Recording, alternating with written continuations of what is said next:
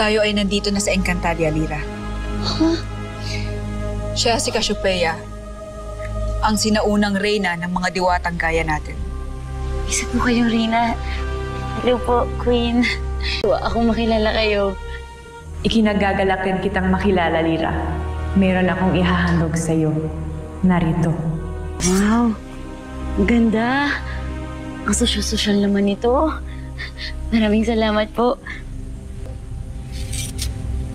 Bakit po espada ang regalo niyo sa akin?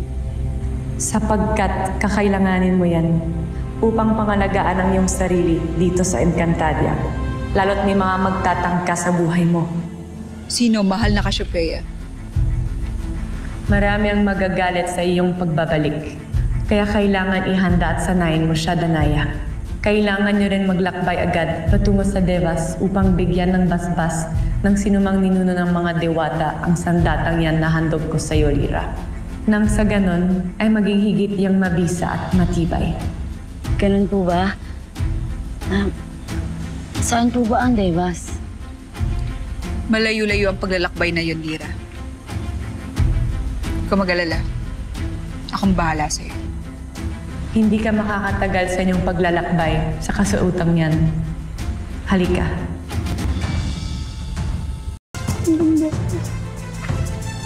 Ngayon, ay isa ka ng tunay na taga rito. Diwata ka nga.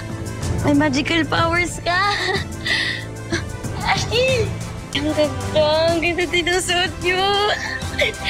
Selfie tayo. Picture tayo. Nakatitiyak ka bang si Lyra nga, ang aking hadiah nga ba, ang magbibigay ng daan upang makamtan ang kapayapaan at katahimikan ng Encantadia? May wifi ba dito? Gusto ko ito i-post. Iingat kayo sa inyong gagawing paglalakbay, Danaya.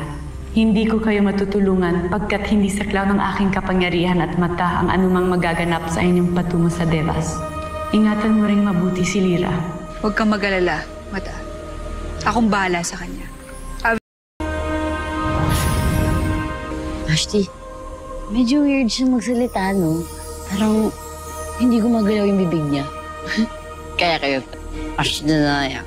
Ashley na yan. Lyra, tigilan mo na ang iyong kalokohan. Utang na loob, tumahimik ka muna. Sorry.